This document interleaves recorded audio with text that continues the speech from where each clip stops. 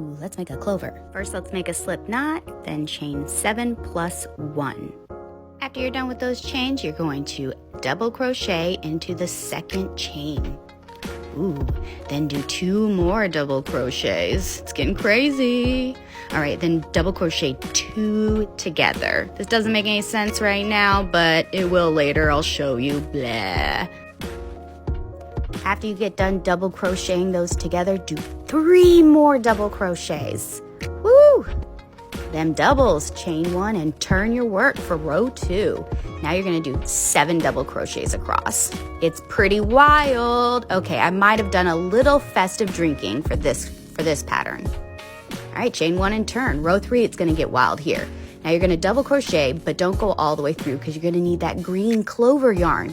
All right, and then you're gonna double crochet 5 together. Make sure you are dragging that tan behind or you will have to redo it. That's just it. All right, pull the green through all 5 and chain 1. Now you're gonna do the stem. To do the stem, you're going to triple crochet into that. Is that what we call it, triple crochet? Into the bottom of the double crochet from the previous row. So you get a nice stem. All right, then you're gonna skip a stitch and do 5 double crochet, 5 more together into, it'll be like the second to last stitch.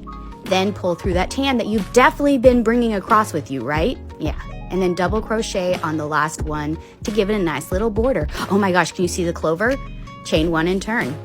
To do the top of the clover, you're going to double crochet 3 times. You're gonna wanna bring that green along with you so your back's not all yucky.